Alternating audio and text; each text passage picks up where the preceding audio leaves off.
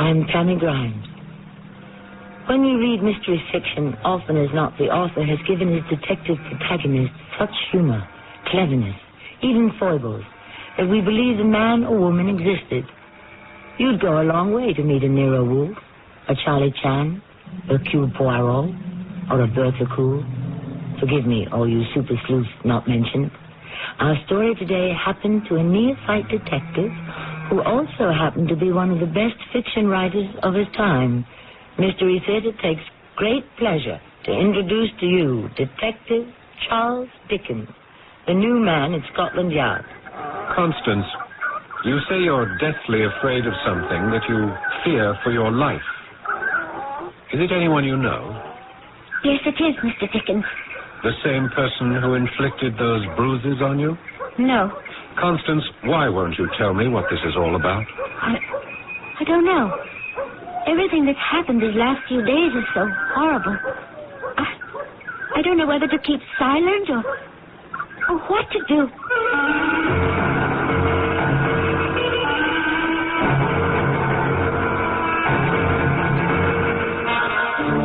Our mystery drama, The New Man at the Yard, was based on the true history of Scotland Yard and was written especially for the Mystery Theater by G. Frederick Lewis and stars Paul Hecht.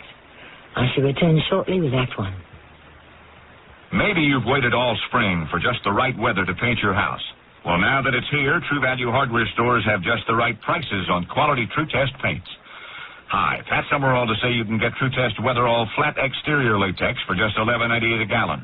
And Woodsman semi-transparent oil stain and wood preservative is now just $10.98 a gallon during National True Test Spring Paint Week until June 6th, exclusively at participating True Value hardware stores and home centers, where you'll find values in every department. Weekdays on CBS television.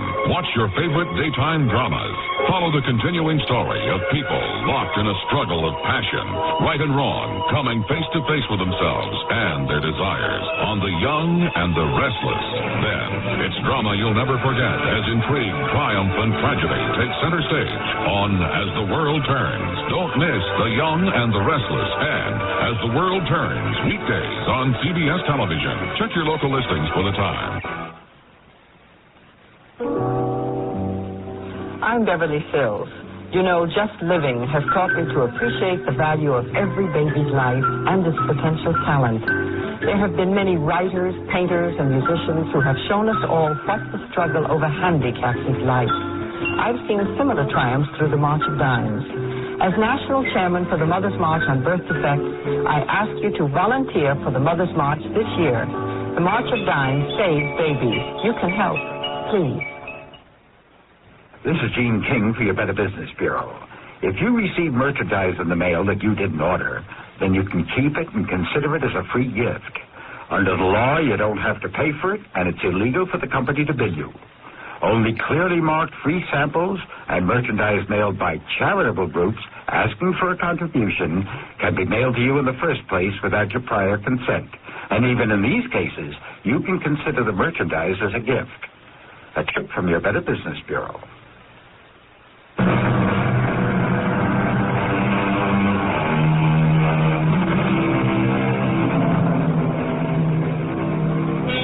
Murder, as Shakespeare tells us, though it have no tongue, will speak. And indeed, such was the case ultimately solved by the new man at the yard, Charles Dickens. He became a rookie detective. His assigned partner, Inspector Thomas Witcher. The trail begins in a farmhouse in Somersetshire in June of 1860. It's early morning. Constance Kent and her stepbrother Francis are rising, but hardly shining. How many times have I told you that's not the way to shake down ashes in a stove? You take the handle and give it a violent rattle. You'll never get any ashes out that way. Francis, if you don't like it, you know what you can do. Don't you dare talk to me like that. I'll talk to you any way I like. I've as much right here as you. Francis, Constance, can't you two start one morning off without squabbling? Every morning we have the same bickering and backbiting.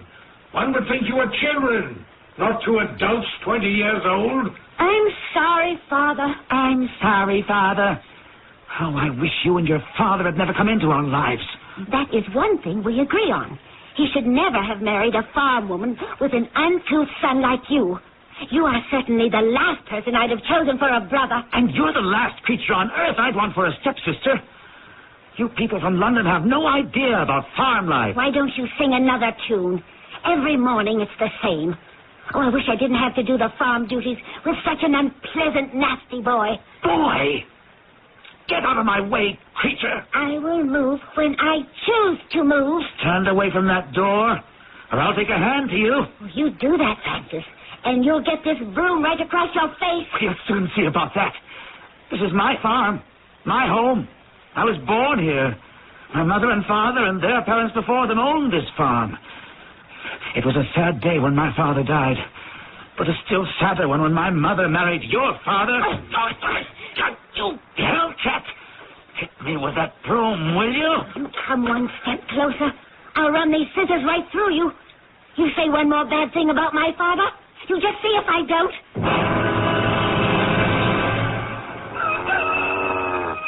Come along, Sally. Come along, Neil. Into the barn with you. Francis. Constance. Where are you? Why weren't the cows brought in from pasture this evening? Constance. Lord in heaven. What happened to your face? I'm all right, Father. Well, I've been worried about you all day. You didn't come back to the house. You didn't make breakfast. Look at you. What happened? Where's Francis? I don't know. Well, how can you not know? Didn't you go out to the barn together this morning? Father, please, help me. Where is he? I don't know. I milked both cows, put the pails in the dairy, let the cows into the pasture. I'm sorry. Constance, you're bleeding, girl. Here, let me help you to the door. Let me look. The Elizabeth Kellogg Company is threatening to build a new... Your arms are a mass of bruises. Child, what did you do? Did you fall down from the hayloft up there? No, I'm all right now, Father. I want to know what happened to you. I fell. Yes, I fell. I must have hit my head. I feel so woozy. Constance, where have you been all day? Please, Father. I don't know what happened. Well, hold on to me, child. Now I can see your cheeks are cut. Your left eye is closed. I don't know what I'm going to tell Agatha. You can tell her. I made a mistake I won't ever make again. It was about then that I entered the case. Charles Dickens. You know my trade. Written Tale of Two Cities. Finished it last year. I was doing my usual research for a new book, Great Expectations, when I had a visitor. Friend of mine, Inspector Witcher, that's Wicher, dropped by my flat at Great Dunstan Street and told me he could use me down at the yard. Scotland Yard, me, a policeman. I only write about them. No, said Tommy Witcher, I could use you as a detective. Come on down, and I'll explain. It's entirely a question of analysis of motives, Charles. Would the suspect have robbed or killed? Is it in his or her character to do such? Tommy, you're talking about real criminals, robbers and murderers. I only deal in fictional inventions. And what makes them sound so authentic?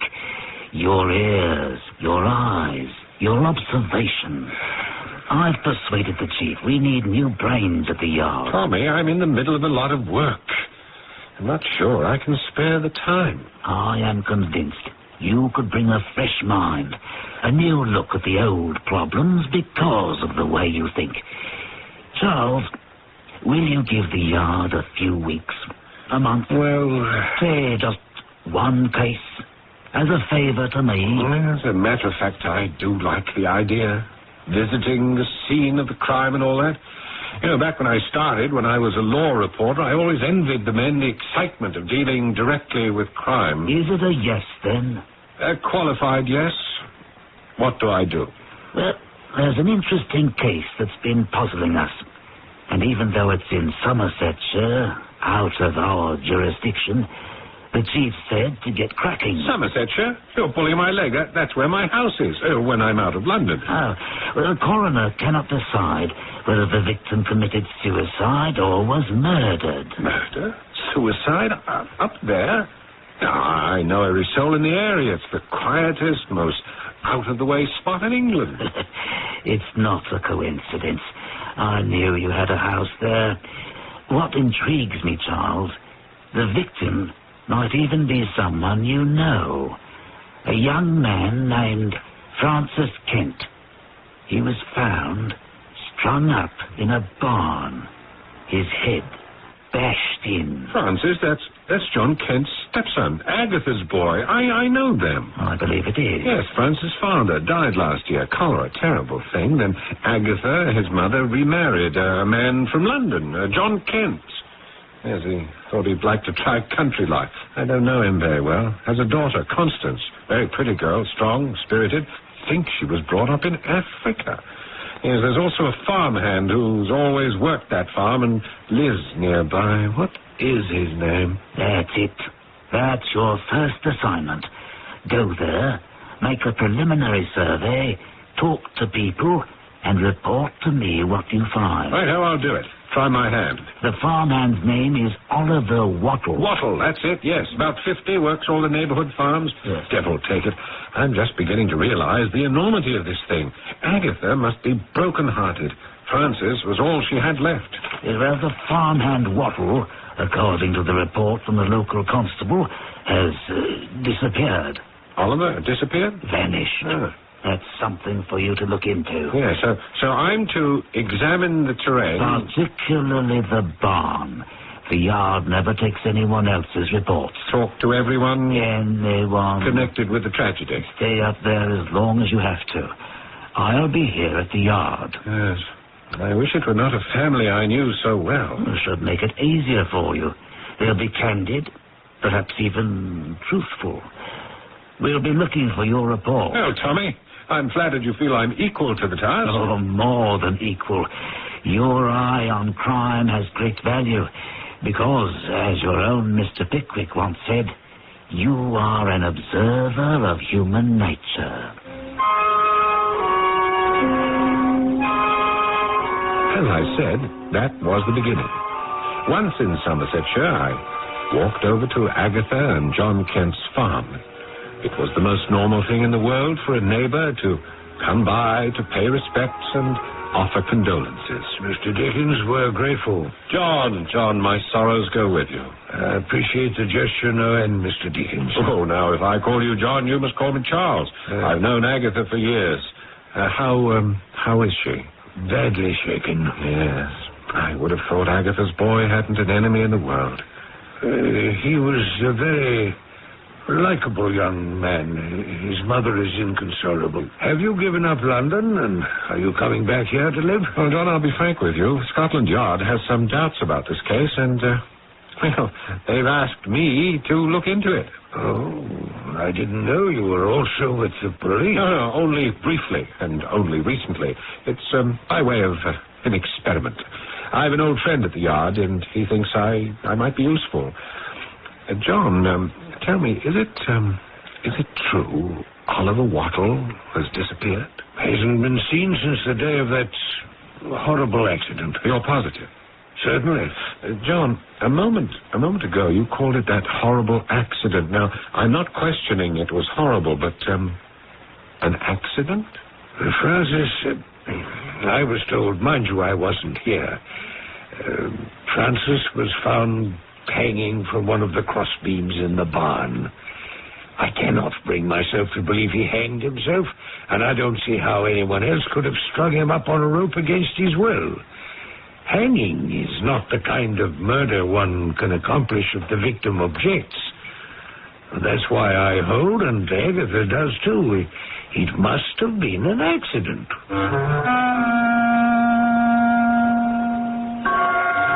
Charles Dickens is getting his first taste of investigative procedure, and he doesn't seem to be doing too badly. Murder or suicide in the 1860s was not an easy case to crack. Scotland Yard had to depend more on intuition than science or forensic medicine. Was this death intentional, or was it, as Dickens himself had written in David Copperfield, one of those accidents which will occur in the best regulated families? I shall return shortly with Act 2. Working hard, you keep on trying. Wanna break, there's no denying. So get the tape that's satisfying. That's the house with you. Get that girl, let's go feeling. Maxwell House, only Maxwell House. A taste of feeling like no other coffee. Always good to the last drop.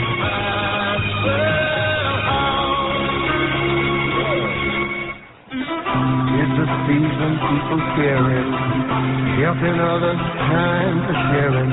Everyone's warming up with the taste of Maxwell House. People that you come to count on, friendships that are true. Spend some time with friends and loved ones. Maxwell House and you get that good to the last drop feeling with Maxwell House. Only Maxwell House keeps you good to the last drop feeling. Maxwell House. Share the feelings of the season with the warmth of the coffee that's always good to the last drop. Get that good to the last drop feeling. Maxwell House.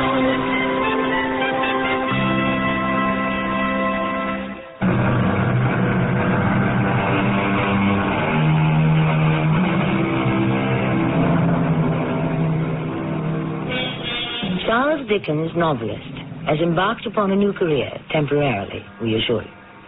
He is attached to Scotland Yard and partnered with the best-known detective of his day, Inspector Tommy Whicher, assigned to a mysterious case, murder or suicide. Dickens visits the place where the young man died and talks to his stepfather, John Kent. Are you saying you were not in this house when Frances was found, John? No. I'd taken Agatha to her doctor in Ashburn. She's not been well for a few months, hasn't been able to shake whatever it is, mystifying. Anyway, when we returned, the poor boy's body had already been discovered in the barn and cut down and taken off to the coroner. Well, who did find him? My daughter, Constance. Oh, dear, that must have been a shock. I remember her well. How is she? Bearing up. But it's been a strain. Yes, I can imagine. Not only walking into the barn and there he was, but the police questions and the coroner's questions afterwards. Well, would you tell her I was asking after her? You can tell me yourself, Mr. Dickens. Oh, my dear young lady. What a frightful occasion has brought us together again. Constance, you said you didn't feel well enough to get up today, and here you are. I heard Mr. Dickens' voice, and I wouldn't miss an occasion to talk to him for anything. John, do you mind if I stroll about the farm? Well, go anywhere you like. Thanks. Oh, Mr. Dickens, may I walk with you? Are you sure you're up to it, dear? Oh, yes. Fresh air might benefit the child. Oh, it will? Yes, don't worry, John. I shall have her back here at the house very shortly.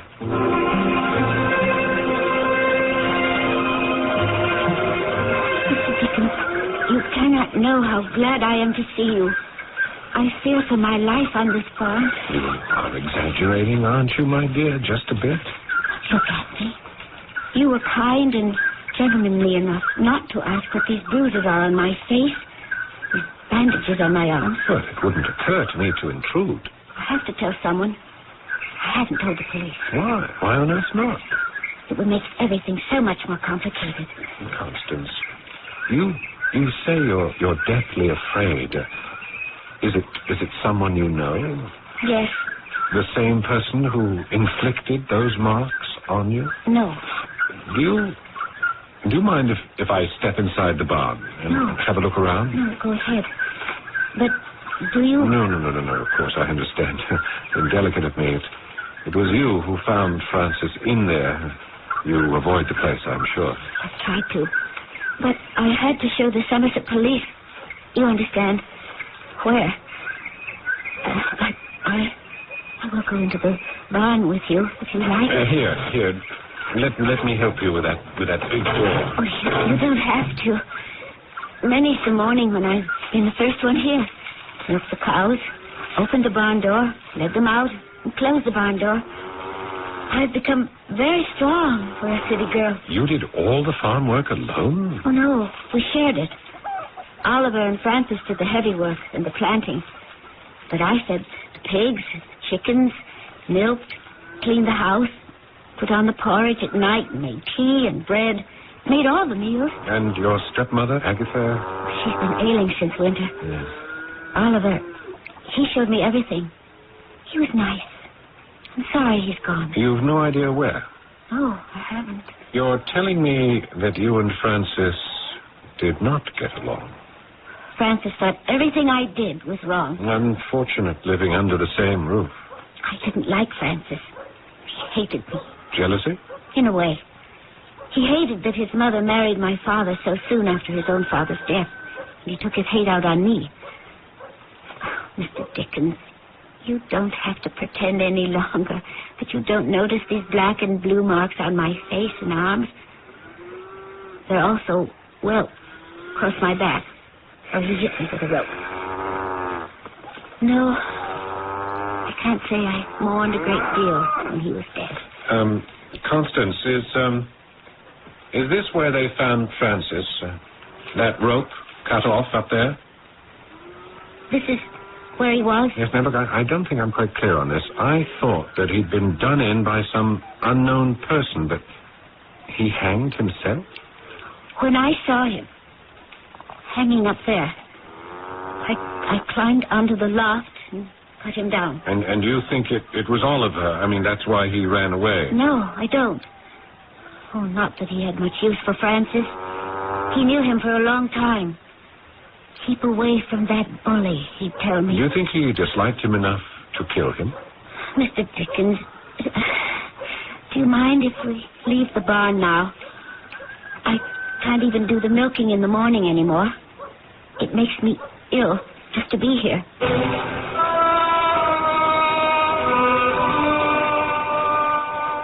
So it's your view, Charles, the finger does not point directly at any one person? No, Tommy. No, not yet, anyway.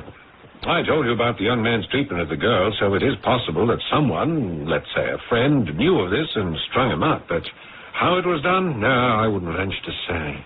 I questioned everyone I could find who knew Francis, except Agatha, his mother. Well, we'll have to do that. But she was too wrought up to talk, even though I've known her for years.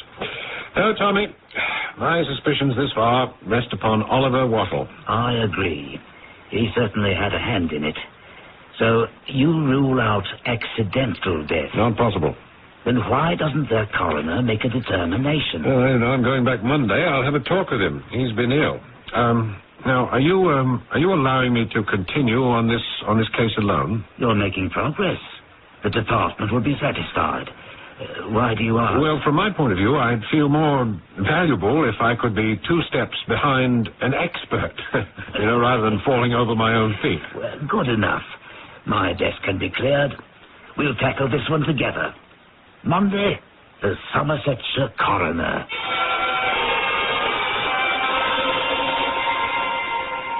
You are the coroner, Mr. Bradfield, am I correct? Correct, Inspector. Mr. Bradfield, it gives me great pleasure to introduce you to my associate at Scotland Yard, Mr. Charles Dickens. How do you do? How do you do, Mr. Bradfield? Inspector, I didn't quite catch your name. Witcher. I'm sure you're surprised the Yard is employing a man of Mr. Dickens' reputation. I understand you used to live around here, Mr. Dickens. Yeah, I still do. I have a house on Cricket Lane. Coroner, we came out from London to find out your verdict. Murder or suicide? No question. Suicide. Oh? What evidence do you have? Well, not as much as I'd like.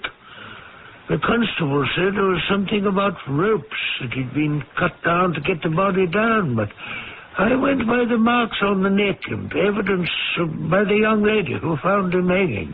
What evidence was that? Well, she said she found the body of Francis Kent, Let me consult my notes. Yes. I climbed up to the hayloft and took a knife and cut the rope. And then he fell to the ground, and I tried to revive him, but he was dead, and I couldn't. May I see your report? Thank you. What is this? About one ankle broken? Well, it was indeed one ankle. So I concluded that when the body was released by the young lady cutting the rope, it fell straight down, feet first, upon the barn floor, with sufficient force to break that one ankle bone. Well, sir, I've also made note of several contusions about the back of the head. Caused by the rope? Well, I can't be sure. The loose end had disappeared. But there are contusions behind the cranial cavity. Again, I concluded the head must have encountered a rafter, hence the abrasions, etc. Have you performed an autopsy? Well, I thought about it and suggested it in passing to Agatha. Well, she wouldn't permit it. You are recommending a verdict of suicide? Oh, no question. Now, Coroner, we're not asking you to change your opinion, which is, after all, based on your medical expertise, but couldn't you perhaps delay convening the jury until Inspector Witcher and I have done a bit more investigating? There may be conflicting aspects. Any I should know about? Oliver Wattle, for one. A possible suspect. Yes, and neither of us have talked to Agatha. She may shed some light. The entire Kent family may know more than they have reported so far. Certainly, Oliver Wattle should be found and questioned. Oh, you both you gentlemen, suspect it may not be suicide at all, but murder. Coroner Bradfield, how can we close our eyes to the remotest possibility?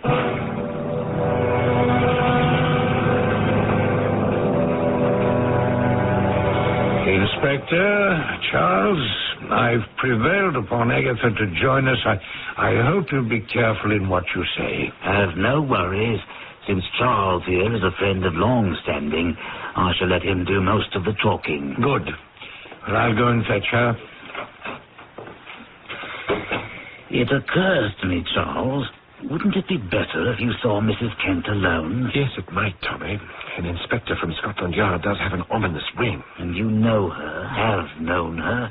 She's bound to speak more freely alone with you. Yes, all right, I'll do my best. When John Kent brings her in, I shall leave with him. We'll be outside somewhere. Gentlemen, I hope you won't detain my wife very long. Agatha, this is Inspector Witcher. How do you do? And, of course, you know Charles Dickens. Oh, Charles, I'm so glad you're here. Thank you. Mr. Kent, I suggest you and I retire and leave these good friends alone. Thank you, Inspector. You're right. Charles is the only person in the world I could bear to talk to right now.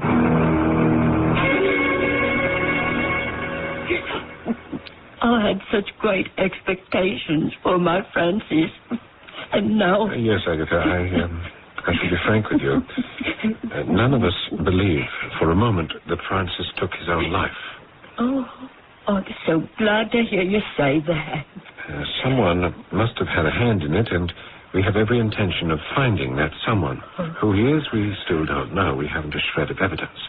But there is one person, Agatha, whose actions and motives we cannot account for, and that is Oliver Wattle. Oh, poor Oliver.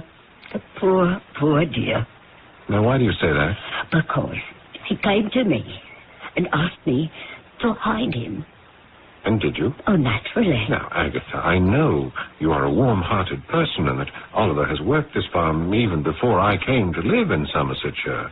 Now, that was years ago. But hiding a man in a situation like this, to me, it's extraordinary you do that much for someone who, at best, is only a fine farmhand.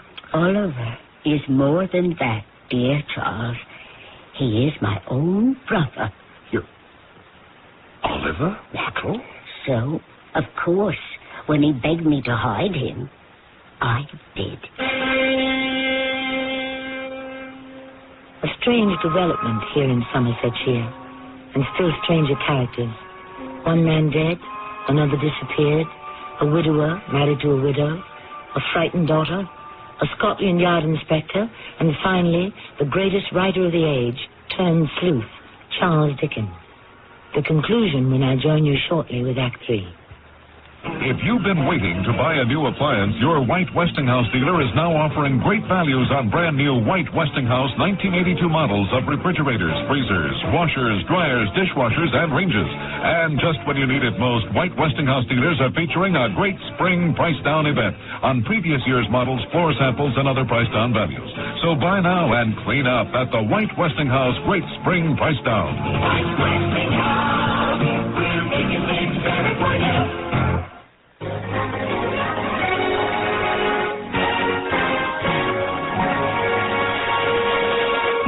Your Detroit area Cadillac dealers are issuing an invitation.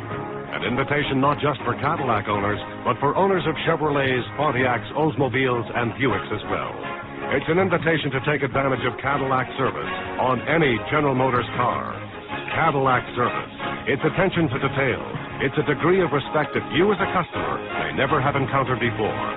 Cadillac service is as close as your nearest Detroit area Cadillac dealer, and it's available for all GM cars. You'll find that your Cadillac dealer service department is no more expensive than service at an ordinary service facility. Accept this invitation. Find out what it's like to be treated like a Cadillac owner, even if you drive something else. You'll find our service is like our cars.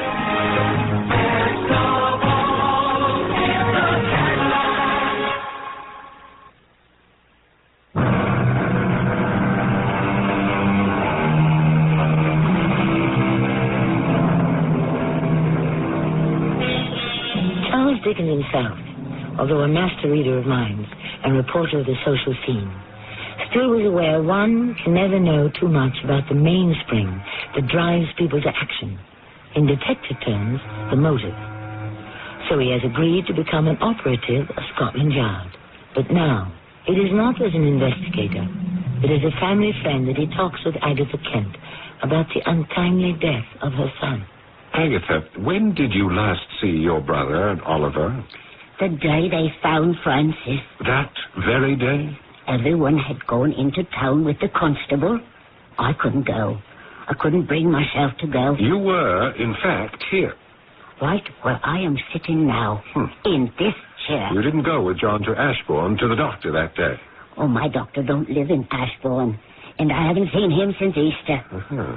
Well, what happened? The house was empty. There was a rapping on the window. It was Oliver. You got up and let him in? We stood there and held one another and wept. And then Oliver said there was someone behind it all, and he was afraid, deathly afraid. That he might be the next to die? Yes. But why?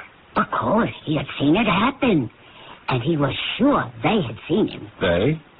He wasn't very clear if it was one or more. He kept saying, Agatha, save me, save me. So that's all I thought about. Is that so strange? No, not at all. Your poor boy was dead. Nothing more could be done for him. So I told Oliver to leave that very moment for Bristol. The family house still stands, 200 years old. No one lives there. It's tiny.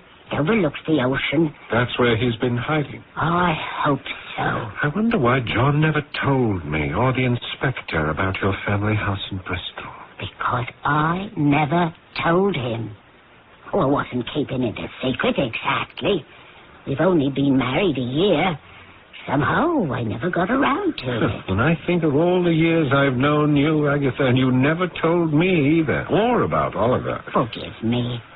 He never wanted anyone to know, and so I kept his secret for him. Yes, well, you're making this very difficult for me. You know, I'm not your old friend, the writer now. I'm an operative of the yard. How can I keep this information from them? Because, Charles, you are my friend, and I ask you to. Yes. Well, we must find him and ask him what he knows about Francis's death. Now that I know he's in Bristol, you might as well tell us exactly where. If he's done nothing wrong, then what does he have to fear? We'll protect him. You're right. Let me send him a letter and tell him to come back immediately. Yes, well, now I'm tiring you, Agatha. I'm sure I'll go. Now, you send that letter today, and we'll talk again. I've opened my house on Cricket Lane so that Inspector Witcher and I both have a place to stay until this case is solved.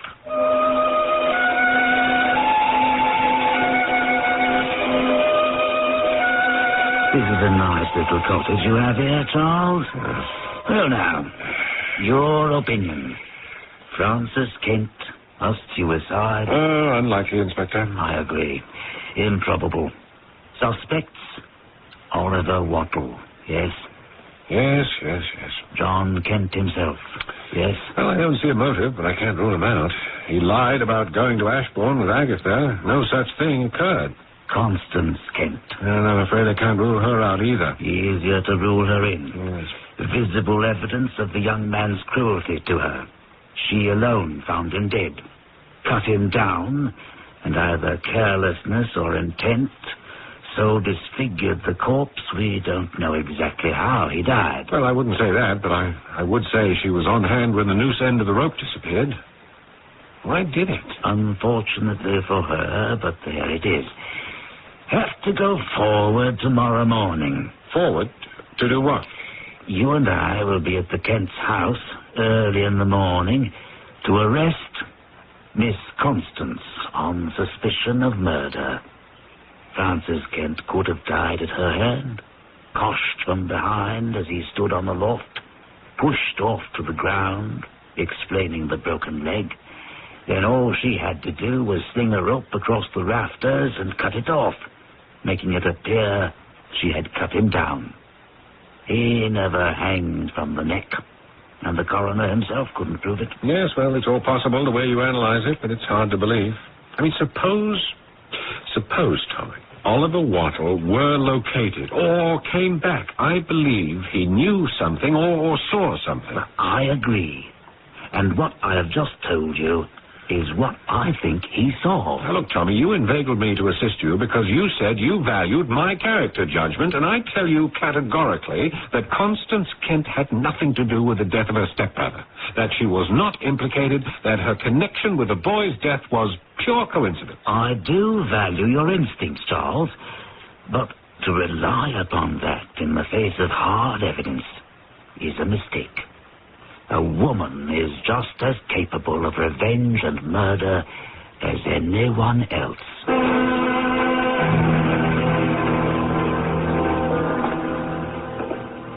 Constance, is that you? Yes, Father? Oh, what are you doing sitting down here in the dark at 2 o'clock in the morning? I couldn't sleep. What's being down here looking into the fire? That's not going to help. I like it here. I might as well stir it up then. It'll go out at this rate. Father, don't. Put the poker down, please. What in heaven's name is the matter? Why are you backing away from me? Don't stir the fire. Put the poker down, will you? Please, put it down. 2 in the morning. Such goings on. Oh, please. All right. I don't understand you. Constance? Yes? Walk over here. Come back to the fire. You won't pick up the poker again? Are you afraid of me? Your own father? Well, it's late. I'd like to just sit here alone. I'm all right. You're not answering me. I don't want to talk about it now. You know I would never do anything to hurt you in the slightest way. You must know that. Yes, Father. All right, so long as you know that. When your mother was ill, that final illness when we came back from Africa, I swore to her I would never let anyone hurt you in any way. I kept that promise. You know that. Didn't I? All right. You don't want to talk about it now, but we both know what I'm talking about. Good night, child.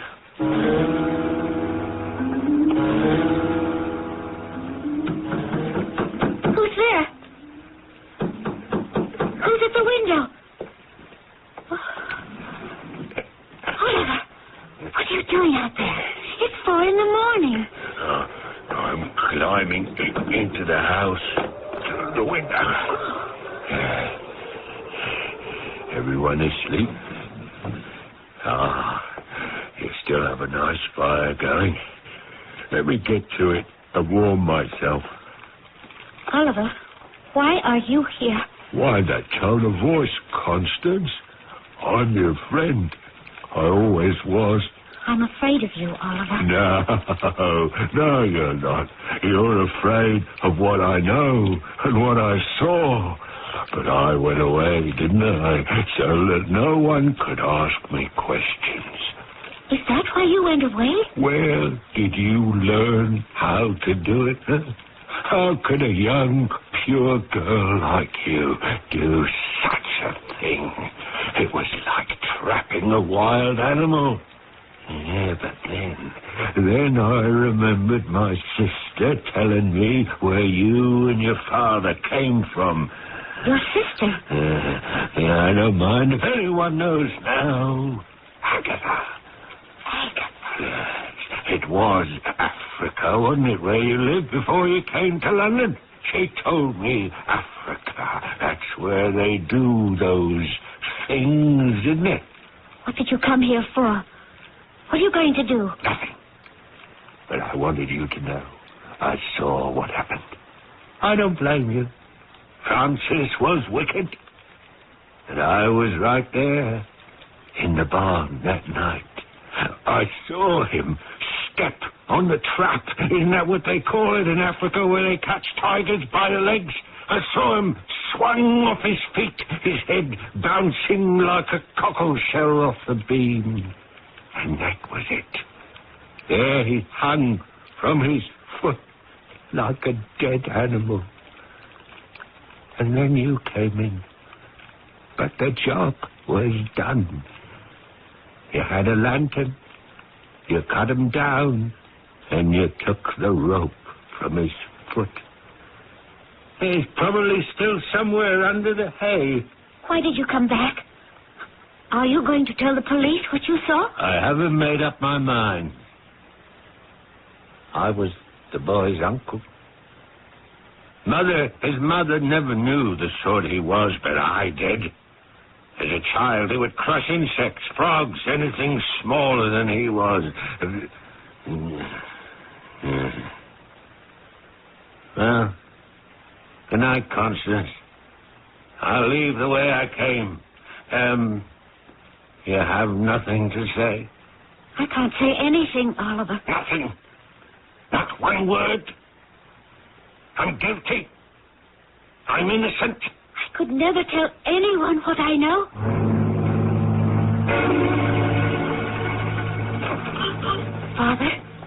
Father, are you awake? Father, wake up. What? Constance, why are you standing by my bed with the lamp? What is it? What's the matter? Oliver is back. Oliver? Father, he saw it happen. He saw the whole thing. He knows. He knows what? He saw the way Francis was killed. He was in the barn. He saw me come in and cut him down and hide the noose for the foot. He knows about Africa, that it was a tiger trap. Oh, he's read it or guessed it. Only he thinks it was all my idea, that I set the trap. Where is Oliver now? I suppose he went home. Well, I've got to get dressed. I've got to go over there right now before this morning. When did he leave here? Father, don't. No, not another death on your soul. You don't understand. That boy didn't deserve to live. I did it for you. I didn't want him dead. When I saw what he did to your face, your eyes, what he did to your back, I couldn't stop myself. It had to be. He didn't deserve any better than a beast in the jungle, a wicked bully. There was no other way. You understand that now, don't you? Constance, come back here. Do you hear me? Constance!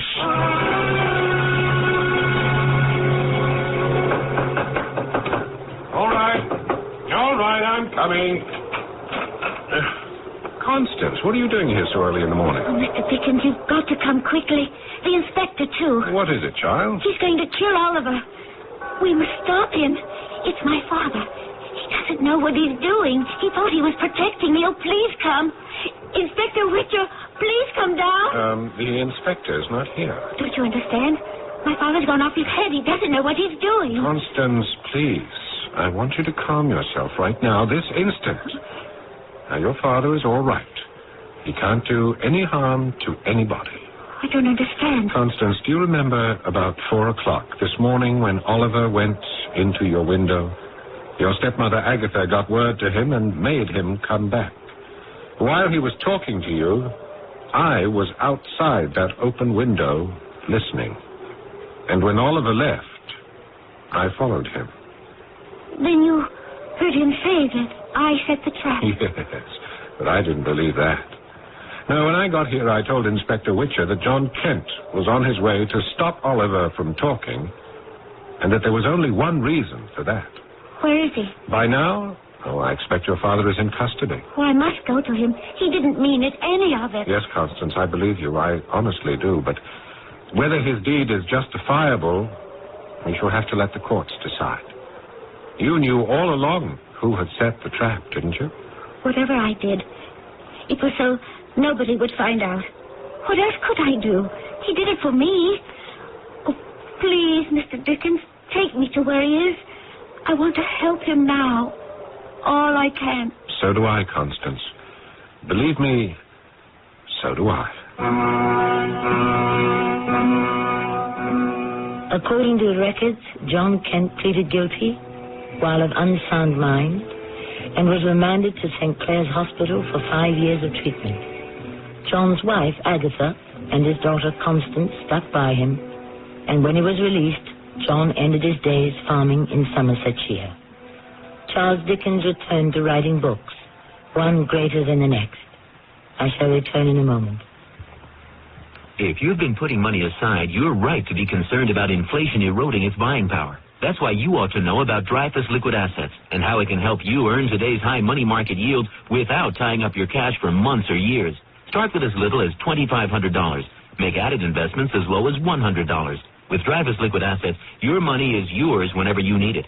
Phone for it, have it sent to your bank, or write a redemption check for cash or to pay your larger bills. You keep right on earning that high yield, compounded daily until your check clears. No penalties on interest, no sales charges, no charge for the checks. It's so simple, sensible, convenient. But find out for yourself. Call toll-free 800-228-5000 for free information and a prospectus including management fee, charges, and expenses. Read the prospectus carefully before investing or sending money. Discover how Dreyfus Liquid Assets can help you get the lion's share of today's high money market rates. 800-228-5000. Toll-free 800-228-5000.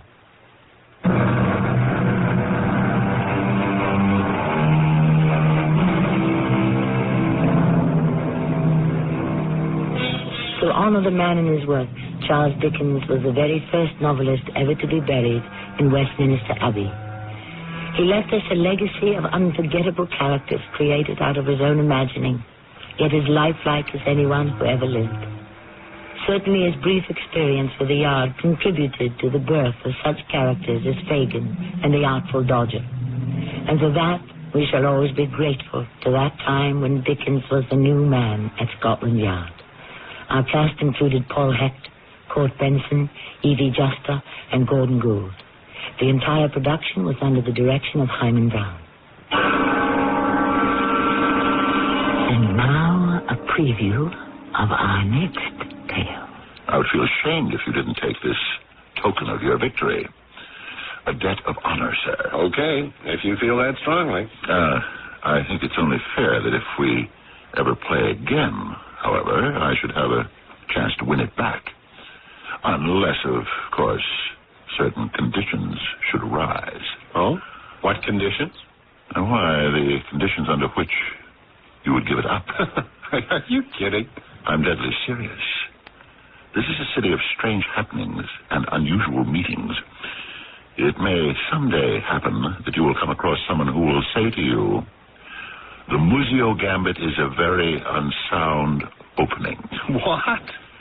If that should happen, you will hand over the trinket you won today. Radio Mystery Theater was sponsored in part by White Westinghouse Appliance Company. This is Tammy Grimes, inviting you to return to our Mystery Theater for another adventure in the macabre. Until...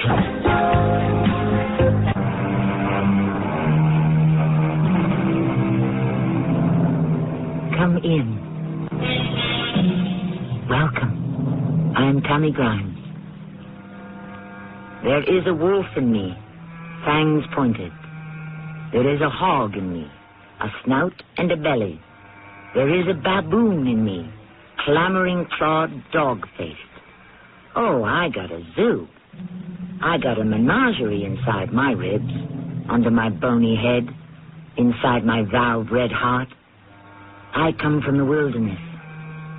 That's part of a song sung by Mr. Carl Sandburg. And he was only giving voice to what so many of us suspect, that there is more of the beast in us than most of us would care to admit. He knows. Who knows?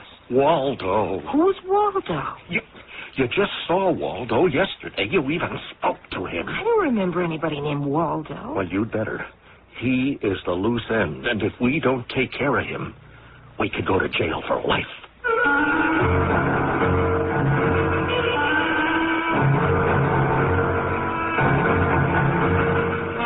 Our mystery drama, Lady Macbeth at the Zoo, was written especially for the Mystery Theater by Sam Dan and stars Larry Haines. I'll be back shortly with Act One. If you've been waiting to buy a new appliance, your White Westinghouse dealer is now offering great values on brand new White Westinghouse 1982 models of refrigerators, freezers, washers, dryers, dishwashers, and ranges. And just when you need it most, White Westinghouse dealers are featuring a great spring price down event on previous year's models, floor samples, and other price down values. So buy now and clean up at the White Westinghouse Great Spring Price Down. White Westinghouse, we're making things better for you. Countdown to cure. Hi, this is Henry Winkler with a message from the Leukemia Society of America. Leukemia treatment and research has advanced encouragingly during the last 10 years. We are now able to stop the progress of this disease in many cases, especially children. But more than half of all leukemia occurs in persons over 60 years of age. Each year there are 23,000 new cases. So please support the Leukemia Society's countdown to a cure. It's a matter of time. Thank you. I bought this gadget by mail. The ad said it would save me a lot of gas. It did. Since I put it in, my car won't start. They said I could make money stuffing envelopes at home. I'd like to give those envelope guys a licking. If you shop by mail and don't get what you were promised, it could be mail fraud, and there are many different kinds, from products that don't work to worthless work-at-home schemes. If you're a victim or even suspect mail fraud, call your postal inspector. It's his job to keep the mail a nice way to shop. The ad said I could lose 20 pounds a week painlessly. What I lost was $20, and that hurt a lot. They said there were hundreds of dollars to be made working at home. They were right. I worked at home, and they made hundreds of dollars. Remember, most of the time when you shop by mail, you do get what you were promised. But if you suspect mail fraud, call your local post office and ask for your postal inspector or postmaster. Don't take getting taken. A public service announcement by this station and your postal service.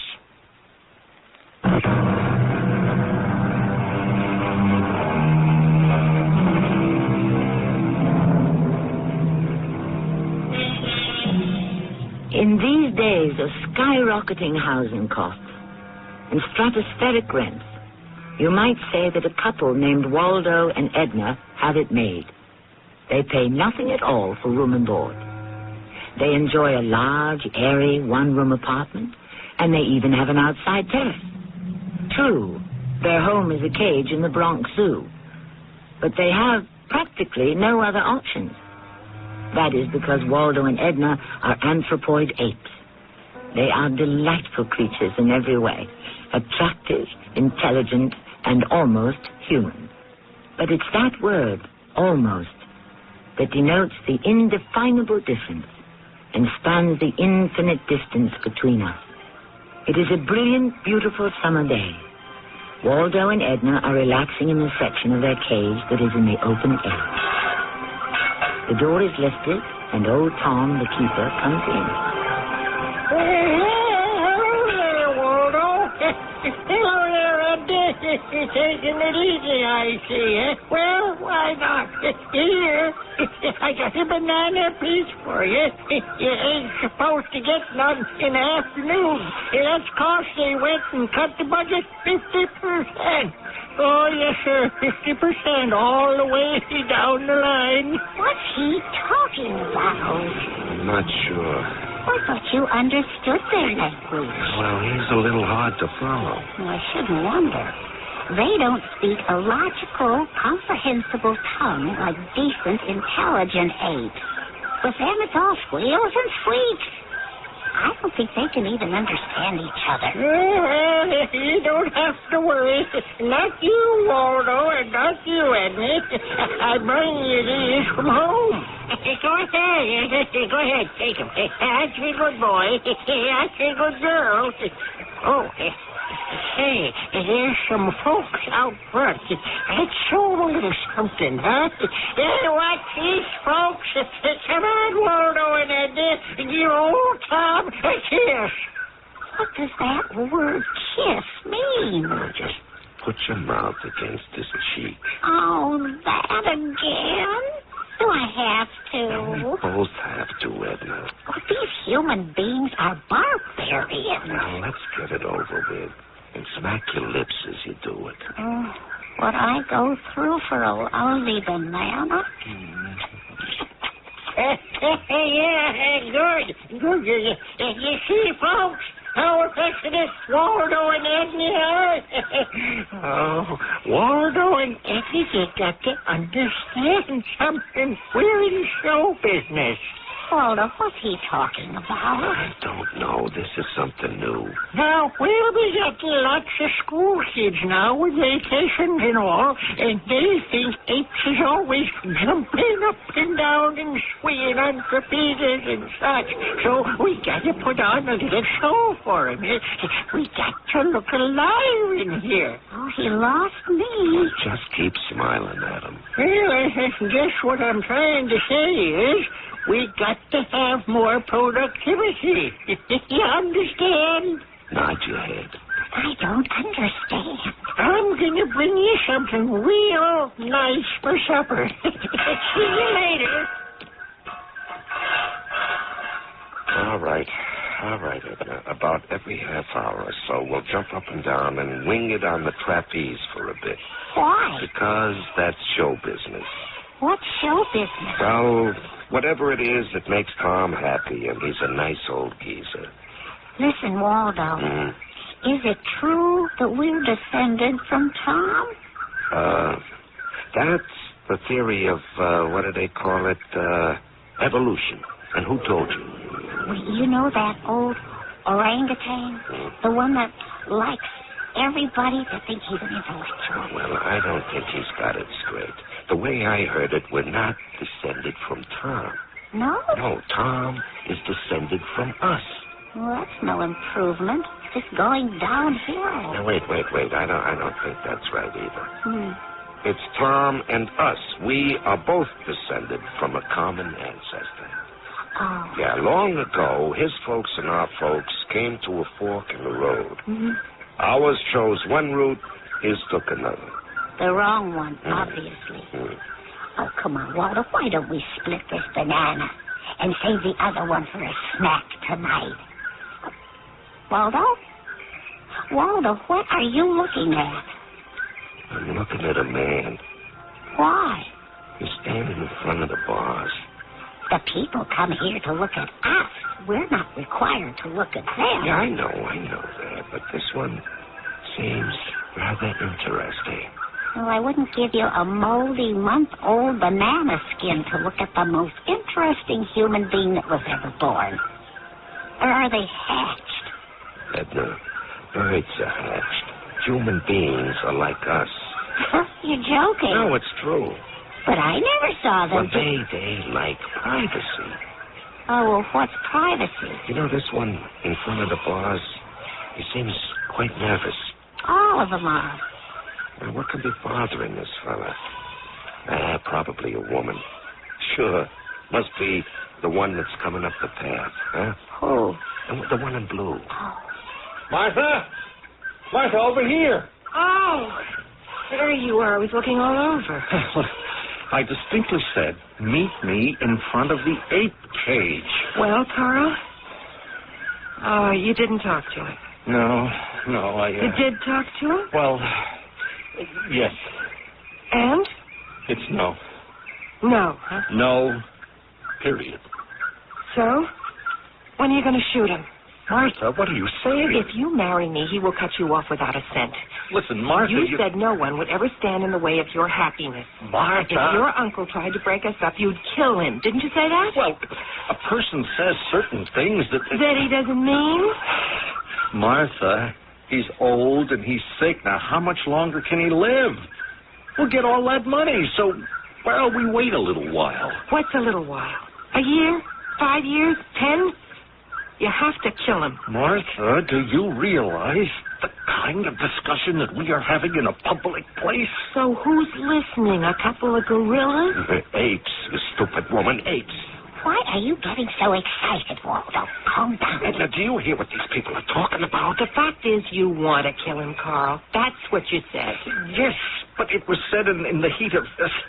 Oh, look, I didn't mean it. We never say things we don't mean, Carl. But... Now, you take these orangutans, huh? In the cage here? We're not orangutans, you silly female. We're apes. If they could understand this conversation, what would they think, huh? I'll tell you what we think. You're trying to steam him up. They think I was trying to steam you up to get you to kill your uncle.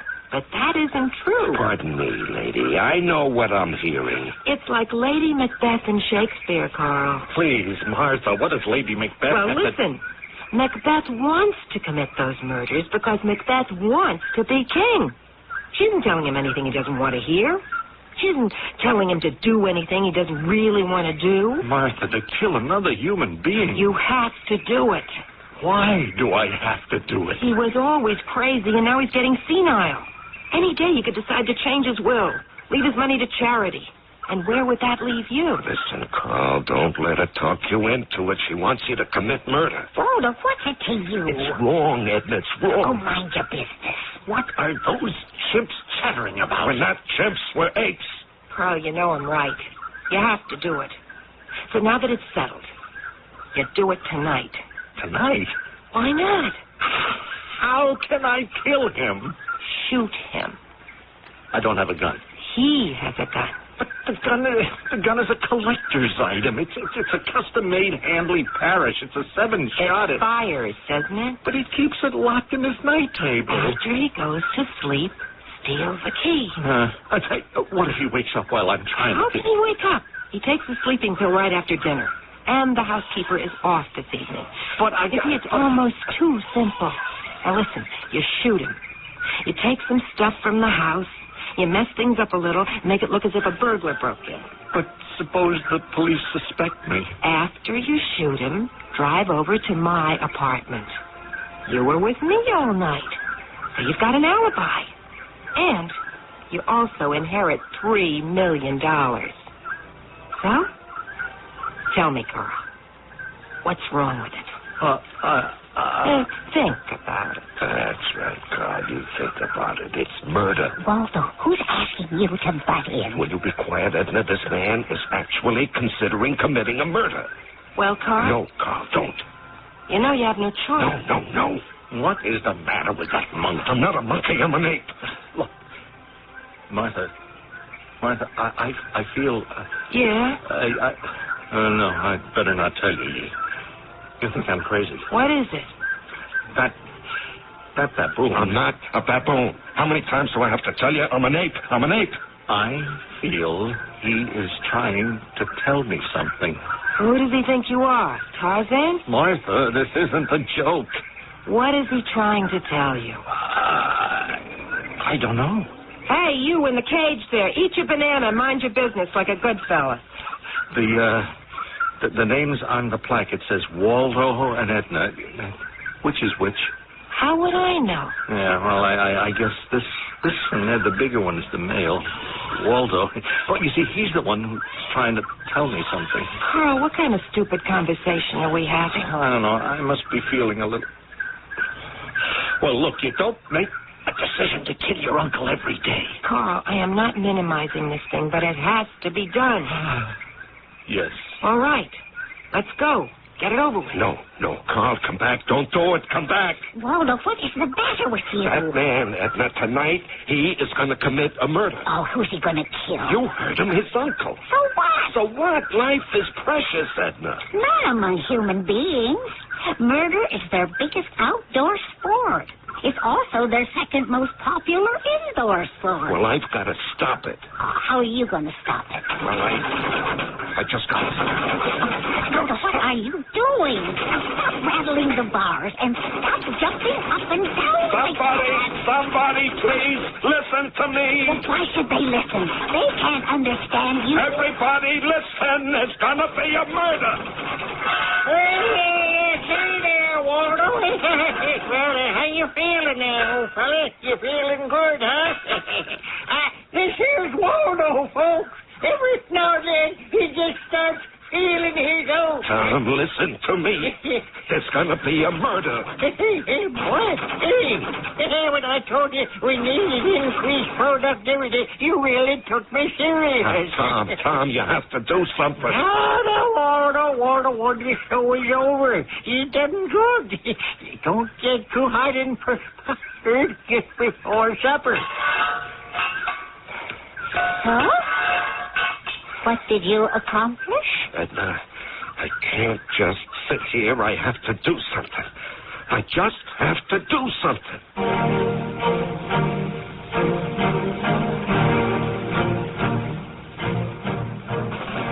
Like what?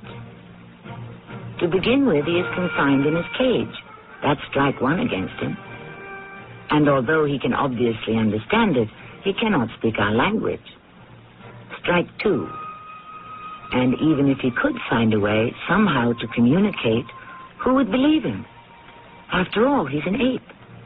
Strike three. And it's only the end of Act One.